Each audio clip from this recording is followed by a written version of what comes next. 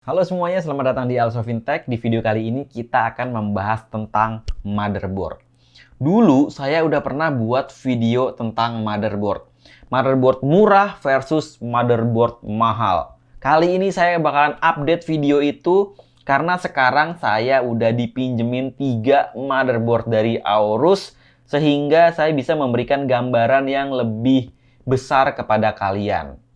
Dan saya akan menjawab juga pertanyaan, yaitu kenapa orang rela mengeluarkan uang 2 kali lipat lebih banyak untuk beli motherboard yang mahal, sedangkan kalau kita pakai prosesor yang sama, grafis card yang sama, RAM yang sama, SSD yang sama, di motherboard yang murah, performanya bakalan sama aja.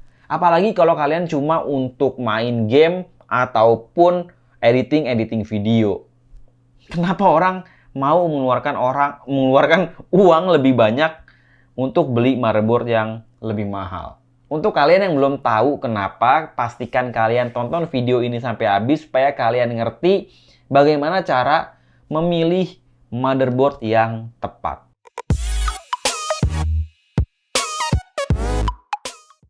Sebelum kita masuk ke pembahasan, saya sebelumnya ingin berterima kasih untuk Aorus Gigabyte yang udah ngirimin ke 3 motherboard ini supaya kita bisa buat komparasi tentang motherboard murah versus motherboard mahal. Untuk kalian yang ingin tahu line up dari keseluruhan motherboardnya Aorus atau Gigabyte, kalian bisa langsung aja cek ke websitenya Gigabyte atau Aorus yang linknya udah ada saya taruh di kolom deskripsi. Hal yang pertama ingin saya bahas, sebenarnya ini nggak berkaitan ya dengan harga.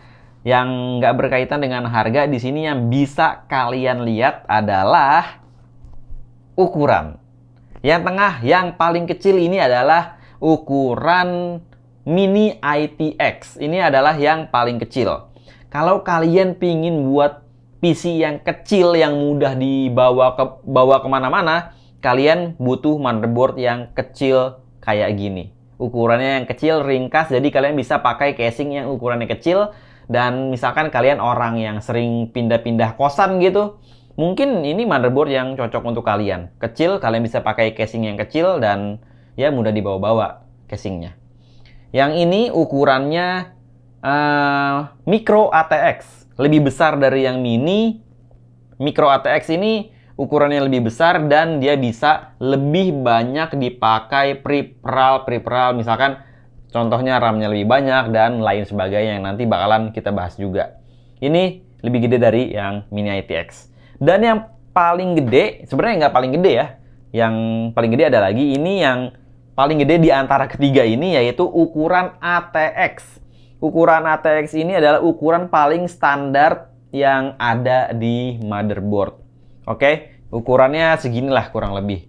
Nah, ini ketiga ini tidak bermasalah dengan harga gitu. Bisa yang kecil lebih mahal, bisa yang kecil lebih murah. Itu tergantung yang buat motherboardnya itu memberikan fitur-fitur apa aja. Ukuran itu tergantung kalian ya pingin yang mana gitu. Kalau kalian casingnya gede, pingin pakai motherboard yang gede. Kalau kalian pingin buat yang kecil, misalkan casingnya lebih kecil, kalian pilih aja motherboard yang ukurannya kecil. Jadi ukuran itu tidak menentukan performa dari motherboard. Itu masalah sesuai kebutuhan kalian aja. Oke, lanjut sekarang kita ke pembahasan kedua yaitu chipset. Bagian chipset ini sangat penting di motherboard. Karena chipset itu yang menentukan motherboard itu bisa apa aja sih. Nah, chipset itu juga yang menentukan biasanya motherboard itu mahal, motherboardnya harganya sedang aja, atau motherboard itu harganya mahal banget. Paling mudah bisa kita lihat chipsetnya apa. Nah, AMD di seri 5, ya di sini kan ada B500, di seri 500 itu punya 3 varian chipset. Ada yang seri A series, yang lebih rendah dari B, yang harganya kemungkinan bakalan lebih murah dari seri B, yaitu seri B yang harganya menengah, dan yang seri X yang harganya mahal banget dan fiturnya banyak banget. Nah, sekarang kita ngomongin yang seri A dulu ya. Di sini saya ada seri B, nanti kita bakalan lebih banyak ngomongin yang ini. Di seri A yang seri paling murahnya itu chipset AMD itu bisa memberikan 26 kali PCIe 3.0, bisa memberikan 5 colokan USB 3.2, dan bisa memberikan maksimum 2 USB 3.1, dan bisa memberikan maksimum 6 USB 2.0. Dan juga maksimumnya kalau kalian pakai seri A yang paling rendah itu maksimum cuma bisa pakai 4 port SATA. Itu artinya sebagus-bagusnya motherboard A series, ya dia maksimum cuma bisa pakai 4 port SATA. Nggak ada motherboard A series yang punya 10 port SATA, bisa pakai 10 hard disk atau 10 SSD yang pakai port SATA. Nggak mungkin, karena di chipsetnya itu emang di limit, memang maksimum bisa menghandle 4 slot SATA. Jadi sebagus-bagusnya motherboard A series ya seperti yang saya sebutkan tadi, itu maksimum performanya ya segitu. Nah, untuk yang B series itu lebih bagus dari yang A series. Di sini bisa kalian lihat dia spesifikasinya. Dia punya 20 kali usable PCIe 4.0. Ingat, yang ini yang 4.0, yang seri A itu masih PCIe 3.0. Udah beda generasi dan beda juga kecepatannya. Oke. Lanjut juga di sini dia punya 10 kali PCIe 3.0. Dan dia punya dia bisa punya maksimum 6 colokan USB 3.2 Gen 2, dan juga maksimum 2 USB 3.2 Gen 1, dan maksimum 6 USB 2.0. Selain itu juga bisa lihat di sini penggunaan SATA portnya itu jadi lebih banyak. Dia bisa maksimum 8 SATA port. Jadi motherboard B series, B550 series ini maksimum punya 8 port SATA. Jadi maksimum di seri B itu kalian bisa pakai 8 hard disk dalam satu komputer, atau 8 SSD SATA dalam satu komputer. Mantap banget sih itu, keren banget ya. Jadi kalau kalian pingin buat misalkan server, misalkan yang banyak datanya, bisa kalian B series bisa 8 port SATA.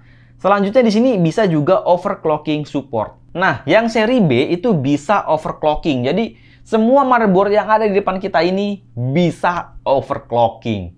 Keren banget. Lanjut sekarang kita ke chipset yang paling hebat dari AMD di seri 500 ini adalah seri X. Seri X570. Nah, bisa dilihat di sini di spesifikasinya dia punya 16 kali PCIe 4.0. Ini lebih banyak dibandingkan seri B. Dia juga bisa pakai 12 SATA port 6 GB per detik. Kalau yang di seri B ini, sebagus-bagusnya motherboard seri B itu cuma bisa 8 SATA port.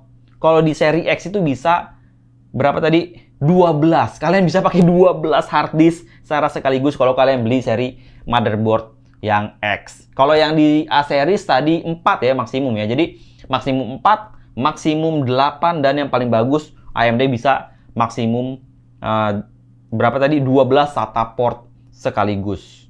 Dia bisa pakai 4 USB high speed 400 Mbps, 8 kali USB super speed 10 GB per detik, dan yang pasti dia bisa overclocking. Dan masalah overclocking kalau udah seri X itu udah bagus dah pokoknya. Oke? Jadi itu dia tentang chipset. Jadi chipset itu menentukan performa maksimum dari fitur maksimum dari sebuah motherboard. Seri A maksimum segitu ya udah segitu aja gitu fitur-fiturnya. Seri B ya bisa overclocking ya seperti yang saya sebutin, maksimum fiturnya ya hal-hal tersebut aja. Seri X itu lebih hebat lagi, lebih banyak lagi fitur yang bisa diberikan oleh seri X.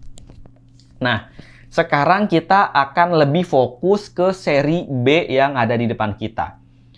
Untuk harga, ini bisa saya sebutin ya, harga itu tergantung sih. Misalkan mungkin kalian lihat video ini setahun kemudian setelah video ini dibuat, pasti harganya berubah-berubah ya. Tapi paling nggak untuk harga saat video ini dibuat, yang B550M Aorus Pro ini harganya kisaran 2,5 juta rupiah. Yang B550i Aorus Pro AX Ini harganya kisaran 4 juta rupiah. 2,5, 4 juta. Dan yang B550 Aorus Master ini harganya 5,7 juta rupiah. Jadi yang murah sama yang mahal itu harganya beda lebih dari 2 kali lipat. Bayangin 2,5, 5,7. 2 kali lipat lebih mahal yang ini dibandingkan yang ini. Lah kenapa orang mau beli yang ini? Sama-sama seri B. Nah, karena fiturnya beda-beda. Fitur utamanya ya, di sini adalah seperti yang saya bilang, seri B itu bisa overclocking. Yang ini sama yang ini sama yang ini, itu performa overclockingnya bakalan lebih bagus yang Aorus Master. Kenapa dia bisa lebih bagus overclockingnya? Karena yang mengatur bagus tidaknya overclocking di sebuah motherboard adalah si VRM. VRM ini bagian ini nih, yang ada heatsinknya yang besar nih, heatsink di sini. Nah, ini adalah komponen yang memberikan listrik ke prosesor. Prosesor diberikan listriknya itu sama si VRM.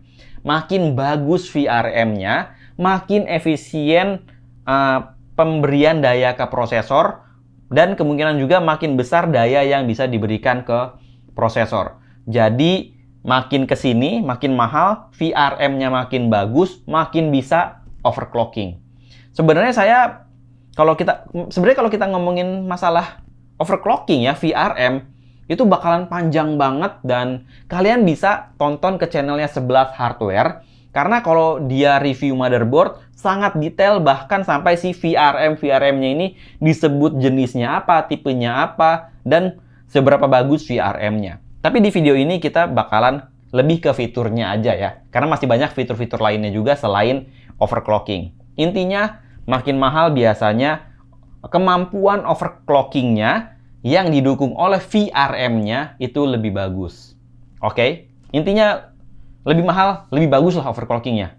Baru yang seri B doang ya, apalagi yang seri X yang punya fitur bagus, biasanya VRM-nya itu bakalan powerful banget untuk overclocking gila-gilaan. Mau pakai misalkan pakai bong yang ada yang cair tuh, yang keluar asap-asap, saya lupa namanya ya, itulah ya, pokoknya kalian tulis aja di kolom komentar, saya lupa namanya. Mau overclocking gila di seri X. Di seri B ini biasanya overclockingnya ya sedang-sedang aja overclockingnya, nggak sampai ekstrim-ekstrim banget gitu. Karena VRM-nya memang dibuat yang sedang-sedang aja, yang penting kalian bisa overclocking. Jadi untuk kalian yang pingin belajar overclocking, nggak ada salahnya kalian beli seri B ini. Apalagi dari Aorus nih, keren gitu ya. Oke, lanjut. Sekarang selain overclockingnya lebih bagus, yang seperti kalian lihat tadi di perbandingan chipset, yaitu bagian port. Bagian port itu bisa, kalau kalian lihat tadi di spesifikasi B series itu maksimum bisa 8 SATA port. Tapi yang buat motherboard, walaupun di situ bisa 8, belum tentu dia ngasih 8 port. Contohnya yang murah, yang 2 jutaan, itu cuma dikasih 4 port SATA. Walaupun chipset ini bisa menghandle 8 port SATA, tapi di sini cuma dikasih 4. Bisa kalian lihat, cuma 4 untuk storage. Selain itu juga, untuk kalian yang pingin pasang NVMe SSD, di sini cuma ada 2 colokannya. Oke? Jadi 4 port SATA atau 2 NVMe SSD. Yang paling murah. Yang paling mahal, yang 5 jutaan harganya, bisa kalian lihat di sini. Portnya ada 6.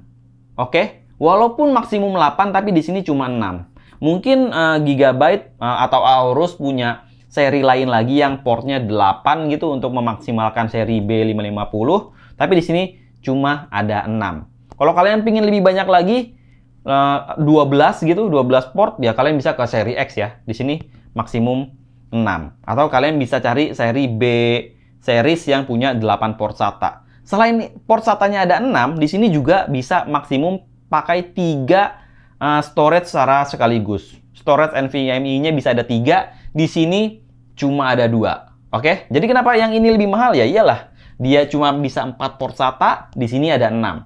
Di sini cuma ada 2 NVMe SSD, di sini ada 3. Oke? Jadi masalah storage itu lebih banyak dipakai yang harganya mahal. Fiturnya lebih banyak, oke? Fitur storage-nya lebih banyak. Dan bisa memaksimalkan chipset si B550-nya itu. Oke? Dan ya menurut saya sih dua hal itu aja ya yang hal paling penting, mungkin dua hal paling penting. Dan hal selanjutnya mungkin bisa saya bilang fitur-fitur tambahan yang membuat harga motherboard itu juga bisa lebih mahal. Sebagai contoh, fitur tambahan yang kalau ada di motherboard harganya bisa lebih mahal yaitu WiFi.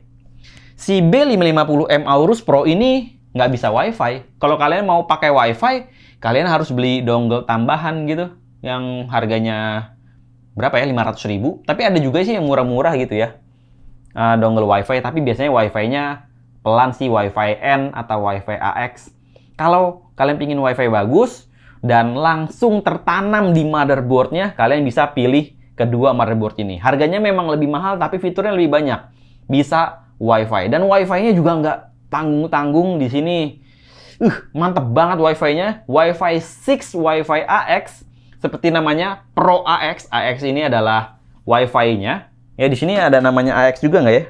Oh, di sini mah nggak ada AX-nya ya. Ini Pro AX. AX itu WiFi 6 yang punya kecepatan sampai 2,4 gigabit per detik kalau nggak salah. Jadi WiFi di sini itu ngebut banget. Bisa kalian lihat di bagian belakangnya juga di sini ada untuk antenanya. Dan kalau kalian beli motherboard ini, kalian dikasih antena WiFi juga. Jadi bakalan lebih jauh jangkauannya. Oke? Jadi dapat antena, bisa WiFi, WiFi-nya ngebut langsung di motherboardnya, tapi harganya lebih mahal. Yang Aorus Master itu juga bisa kalian lihat di sini ada slotnya untuk antena mana ini, dan kalian juga dapat antena ke motherboardnya. Jadi udah built-in WiFi-nya, kalian nggak usah beli lagi. Kenapa harganya lebih mahal? Yang ini nggak ada WiFi, yang ini ada WiFi-nya. Oke. Lanjut. Nah, kita lurusin dulu ya, biar asik ya. Kita lurusin dulu. Oke, udah lurus. Selanjutnya, fitur tambahan adalah gigabit LAN. LAN-nya di sini, kalau kalian misalkan di rumah kalian punya file server atau ada server apa gitu yang biasa pakai LAN, di sini LAN-nya cuma kecepatan 1 gigabit per detik. Yang di sini LAN-nya bisa sampai 2,5 gigabit per detik.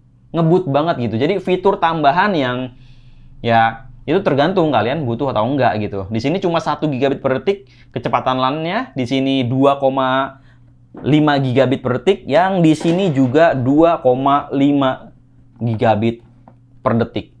Jadi kenapa ini mahal? Ya, WiFi-nya juga bukan WiFi, LAN-nya juga bisa lebih cepat gitu. Bukan cuma ini ada WiFi-nya, tapi LAN-nya juga lebih cepat dari ini. Apakah fitur itu menurut kalian butuh? Kalau kalian butuh ya, kalian harus beli motherboard yang ini.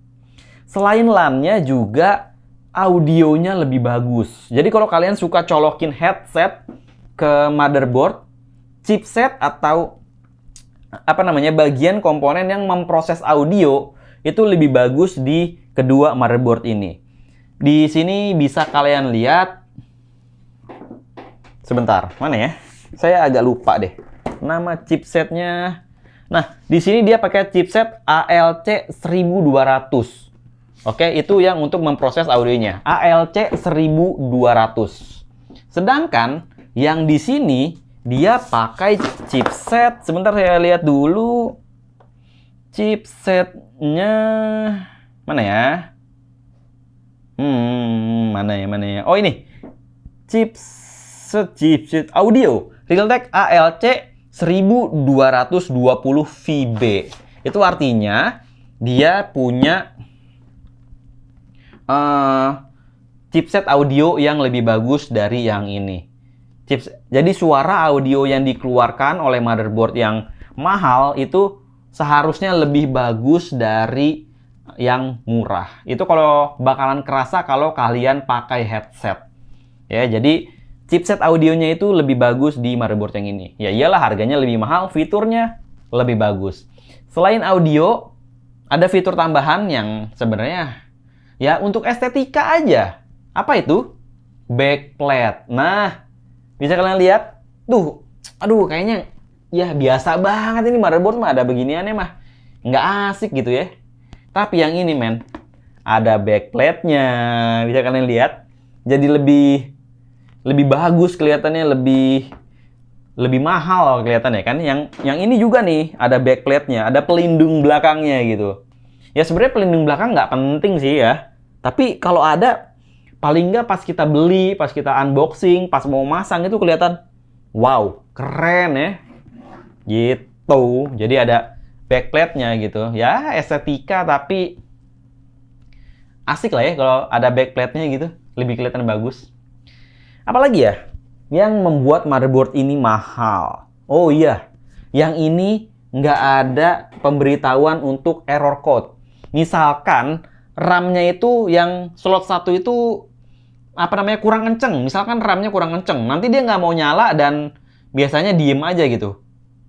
Nggak ada ngasih tahu error-error apa-apa gitu. Atau dia pakai errornya ada beep-nya, ada suara beep, beep, beep, ada kayak sandinya gitu. Tapi kan susah ya kalau didengar ya. Mending kita lihat aja kodenya apa sih. Nah, yang mahal itu punya mana ya? Error code. Sebentar, saya cari dulu. Mana error code-nya? Kok hilang ya? Sebentar. Dia punya error code yang bisa menunjukkan dia error apa. Yah, hilang dah. One eternity later. Ini dia. Nah, ini nih, bisa kalian lihat di sini. Ya. Di bagian sini bisa kalian lihat nih, ada error code. Jadi misalkan dia ngasih tahu error code 11. Error code 11 apa sih? Kita bisa lihat langsung di buku manualnya. Oh, ternyata RAM-nya kurang kencang. Error code 31. Oh, ternyata si colokan ini kurang kenceng. Error code 41. Mungkin VGA-nya belum dicolok PCIe-nya. Error code apa itu langsung muncul di sini. Kalian nggak usah dengerin suara bip-bip lagi, langsung lihat aja error code-nya apa gitu. Jadi langsung ketahuan errornya apa gitu. Ya iyalah motherboard mahal ya. Harus punya fitur-fitur yang bagus juga. Nah, sekarang kalian udah tahu kan? Kenapa yang ini lebih mahal dari yang ini gitu. Yang pertama, kemampuan overclocking-nya lebih bagus. Yang kedua, portnya lebih banyak. Kalian bisa masang lebih banyak hard disk. USB-nya juga lebih banyak. Ada fitur Wi-Fi-nya. Yang ini nggak ada, harus beli sendiri. Lalu selain itu juga gigabit LAN. Bukan cuma 1 gigabit, dia bisa 2,5 gigabit LAN. Cepet banget LAN-nya. Audionya suara yang dihasilkan dari motherboard mahal ini lebih bagus dari yang ini. Oke, selain audio juga ada backplate-nya cuy. Estetika lah ya, penting estetika itu sekarang ya. Selain backplate juga, dia juga bisa memberikan error code yang bisa kita lihat langsung di motherboard-nya errornya apa. Oke, jadi nggak salah ya kenapa motherboard ini harganya lebih mahal dari yang ini. Karena memang fitur-fitur yang diberikan lebih banyak dari motherboard yang ini. Oke, 2,5 juta sama 5,7 juta. Tapi pertanyaannya apakah worth it 5,7 juta untuk kalian beli? Apakah fitur-fitur yang tadi saya sebutkan itu memang kalian butuhkan?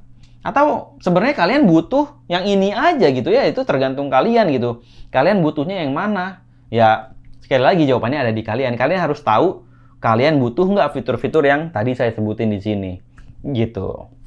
Nah, sekarang kita bakalan bahas kayak mitos-mitos tentang motherboard. Oke? Mitos yang pertama adalah prosesor yang... Sebentar, ini tulisan saya jelek banget ya di catatan ya. Prosesor mahal harus motherboardnya mahal. Ini nih. Ini saya males banget gitu ya. Ada orang yang bilang, kalau lu pakai Ryzen 7, lu harus pakai yang seri X. Jangan pakai yang seri A. Percuma gitu. Ini menurut saya kurang tepat ya. Karena maupun kalian beli Ryzen 7, kalian pakai seri A gitu, asalkan di kotaknya itu misalnya, kan di kotak motherboard itu kan ada ya. Misalkan dia soketnya apa, maksimum prosesornya apa. Kalian bisa juga lihat di websitenya motherboard tersebut supportnya apa. Bagi saya kalau di websitenya itu udah dibilang motherboard ini support dari Ryzen generasi ini, ya bisa gitu. Ryzen 7 nggak ada masalah walaupun motherboardnya murah gitu. Mungkin orang tersebut memang budgetnya sangat rendah, nggak pingin overclocking dan cuma pakai satu SSD gitu, satu hard disk. Ya kenapa dia nggak beli yang seri A aja gitu? Nggak ada masalah juga gitu ya. Jadi ya tergantung sesuai kebutuhan aja beli motherboard. Lanjut, mitos selanjutnya adalah kalau pakai prosesor yang murah, ini kebalikannya nih. Kalau pakai prosesor yang murah Ryzen 3, percuma beli yang mahal. Nah, ini kembali lagi, sekali lagi, tergantung fiturnya, fitur apa yang kalian butuhkan. Kalau misalkan kalian pakai Ryzen 3 gitu, dan komputer tersebut kalian nggak main game, kalian cuma pingin dicolokin ke 8 hard disk yang masing-masing 10 terabyte gitu, untuk jadi file server di rumah kalian yang isinya tugas-tugas kalian atau video-video kalian, ya nggak masalah juga beli prosesor Ryzen 3 yang bisa dibilang low end, dicolokin ke motherboard yang high end, karena memang fiturnya yang seperti saya bilang tadi, kalian pingin colokin banyak hard disk ke motherboard tersebut gitu. Nggak ada masalah beli prosesor yang rendah dengan motherboard yang bagus, karena memang karena memang fitur yang kalian butuhkan itu ada di motherboard yang bagus. Karena kalau kalian beli yang A series, maksimum cuma 4 port SATA-nya, bisa kalian 4 hard disk. Kalau yang makin mahal, makin banyak bisa pakai hard disk-nya gitu. Jadi sesuaikan dengan kebutuhan kalian. Oke, kayaknya itu aja ya tentang motherboard gitu. Mudah-mudahan kalian udah tahu apa bedanya yang murah sama yang mahal, mana yang sesuai dengan kebutuhan kalian. Apakah kalian butuh banyak hard disk? Apakah kalian butuh storage yang banyak? Apakah kalian butuh WiFi? Kalian butuh backplate? Kalian butuh gigabit LAN atau yang lain-lain sebagainya? Kalian yang tahu jawabannya. Dan kalau kalian masih belum mengerti, kalian tulis aja pertanyaan kalian di kolom komentar. Nanti bakalan saya jawabin sesuai yang saya bisa. Oke? Kayaknya itu dulu untuk video kali ini. Makasih untuk kalian semua yang udah nonton. Semoga bermanfaat untuk kalian. Terima kasih untuk Aorus yang udah minjemin motherboardnya supaya bisa menjadi contoh untuk kalian, biar lebih enak melihatnya ada contohnya, nggak kayak video saya yang sebelumnya yang ya sudah lah ya, seadanya aja, emang dulu udah lama banget saya buat. Dan oke, kayaknya itu dulu untuk video kali ini. Makasih buat kalian yang nonton, dan kita ketemu lagi di video selanjutnya. Dah.